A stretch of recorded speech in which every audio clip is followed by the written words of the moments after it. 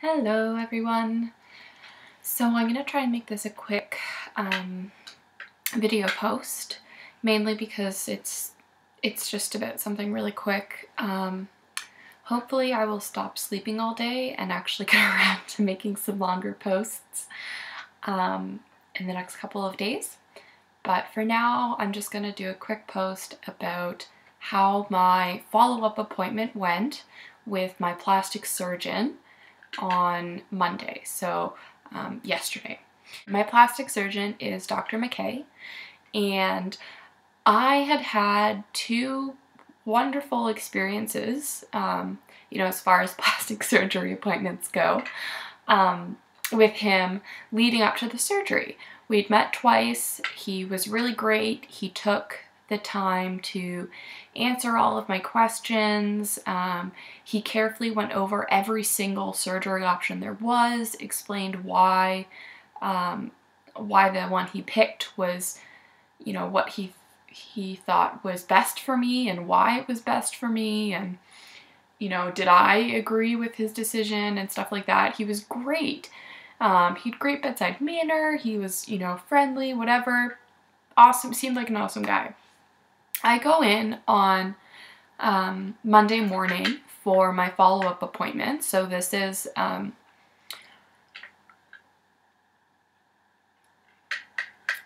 about 10 days after my original surgery.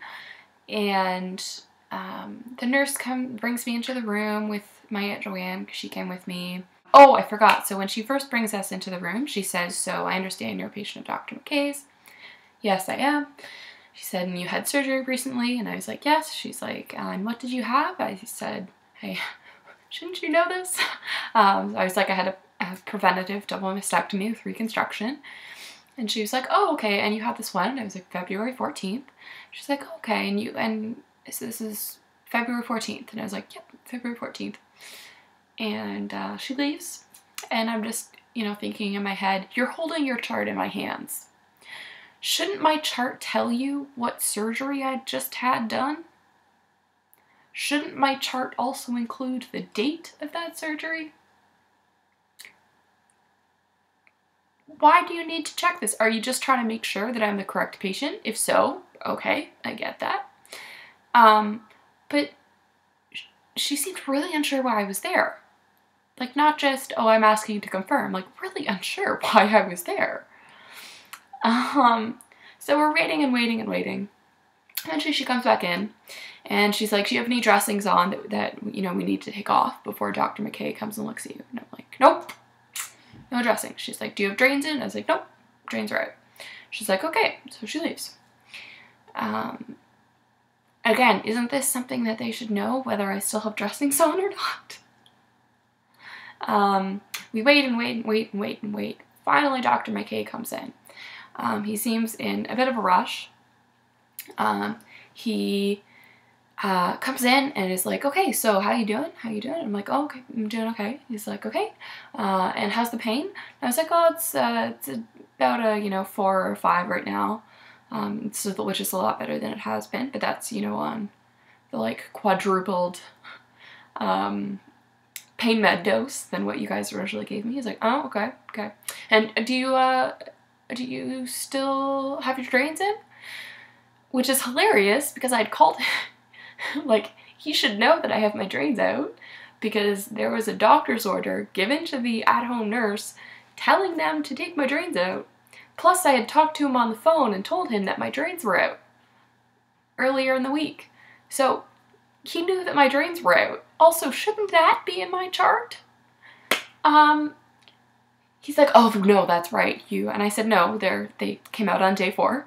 And he was like, "Oh, that's right. You had them out really early." And, was really clearly unimpressed that I'd had them out that early, and had expressed that to me before when I talked to him on the phone. I said, "Yes, well, we had them out once the drainage level was below what it was supposed to be. So we followed your instructions on taking it out." And, he's like, "Okay, so let's take a look at do you have any dressings on? I'm like, nope, dressings are off. And so he's like, okay, let's take a look at how everything's healing up. So, you know, I take my gown off, show him. He looks pretty quickly, like maybe 30 seconds, and it's like, okay, looks like it's all healing up good. What I want you to do now is go home and take Vaseline and rub it into the incision sites. He didn't give a reason for this. I'm assuming it's to keep too much scar tissue from forming or something. I don't know. Anyways, so he's like, I want you to go home and do that. You know, massage it into the incision sites a couple times a day, and then we'll bring you back in 3 weeks, and then we'll start the injections. I was like, okay, you know, I can do that, whatever. And actually, he didn't mention what the next step was, and he was sort of, you know, getting ready to leave, and I was like, well, can you, like, what about the you know, the fluid pocket or the air pocket that, you know, I'd contacted you about, because I'd found this, like, fluid pocket that I could move above my left breast, and it made this, like, gurgling noise, which I will upload as an audio file because I recorded it. And that way you can actually hear what kind of sound it was making. It was gross, and it really freaked me out because I didn't know what it was, or if it should be there, or if it shouldn't be there, or if this was a good sign or a bad sign, or just something that happens, or whatever. I had no idea, because he'd never mentioned that, you know, a fluid pocket forming was something that could happen or was probably going to happen post-surgery, because he didn't mention anything like that. Awesome. And I was like, so, like, you know, what about that? He was like, that'll go away on its own, you know, your body will reabsorb it. And I was like, yeah, but, like, do you want to can you take a look at it? Can you just take a look and whatever? He's like, nope, I don't need to look. Like, literally refused to look at it, even just to reassure me. He was like, it's just because probably because your drains were out too soon, and it didn't get to drain enough, and so now we're just gonna have to wait for it to go away on its own. He's like, this is why we like to keep the drains in longer. And it was getting so personal, and I finally kind of snapped and was like, why? I started crying. And I said, why are you, I feel like you're so upset with me for getting my drains out early. Like, I don't understand why you're so upset with me about this. Like, we waited until the drainage output was where it was supposed to be, and then the nurse took it out, and the nurse had a doctor's order, and I feel like you're really upset at me about this, and I don't understand why. Like, what did I do? At this point, I was, you know, crying and just couldn't look at him, because he was being such an ass. And, you know, so he started to backtrack and was like, oh, well, it's not your fault, it's the nurse's fault, she shouldn't have taken it out that soon, even though she needed a doctor's order to take it out and whatever. So, I don't know if the doctor's order came from his office, or if it came from Dr. Engel's office, or whatever, but literally everyone else I've talked to has said that they like to get the drains out as soon as possible, because otherwise you're at greater risk for infection.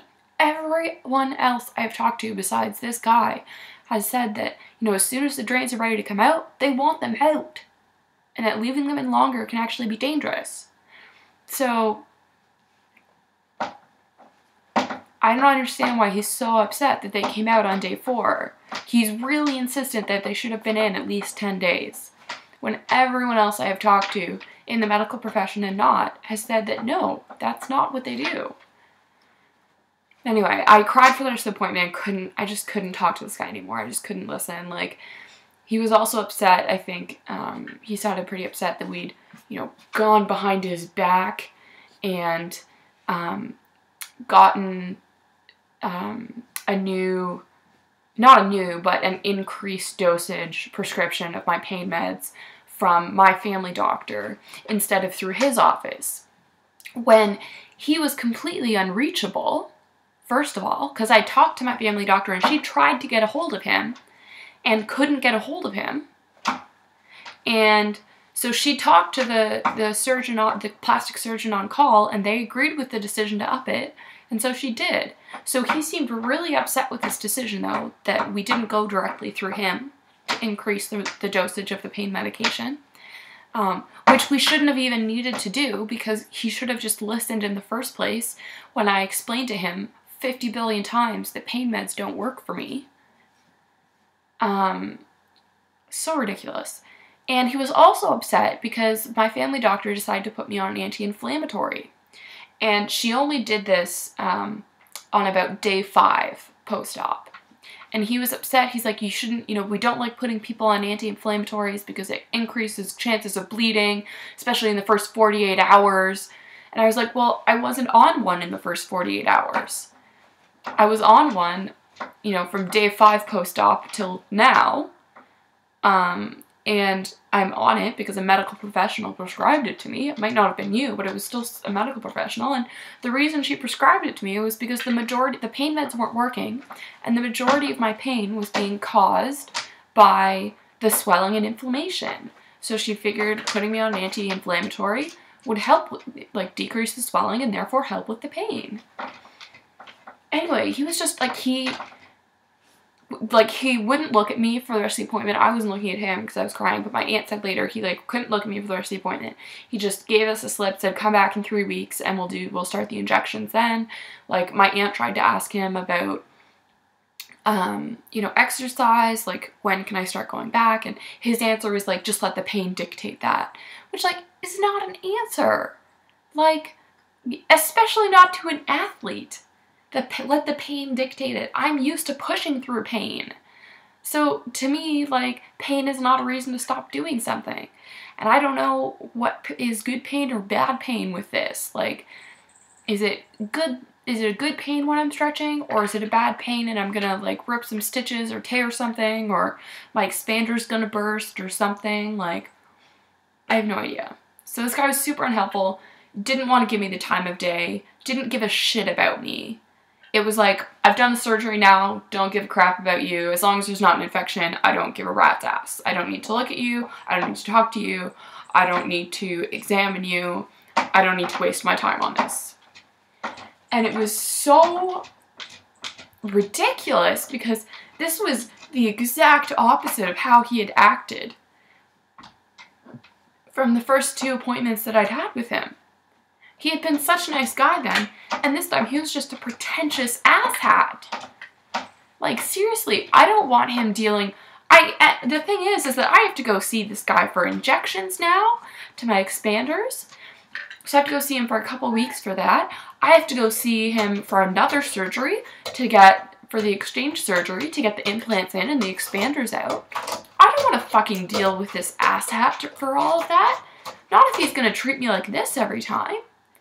I don't want to have to keep dealing with this guy. I cried. Finally pulled myself together and we left. It was so ridiculous. I was just infuriated. You don't fucking treat a patient like that. Ever. Anyway. The good news is that I'm doing okay. Bad news is that my plastic surgeon's a jackass, and yay, I have to wait 3 more weeks before I can even get an injection into my expander. This is going to take so fucking long. I was under the impression that 2 weeks after the surgery, I could maybe start getting the injections. They didn't tell me I'd have to wait 3 weeks. Or anything like that. Which I also think is ridiculous because even if the usual timeline was 3 weeks, I'm healing so much faster than that, so I don't understand why we couldn't start sooner. I'm very unimpressed. Anyway, cheers.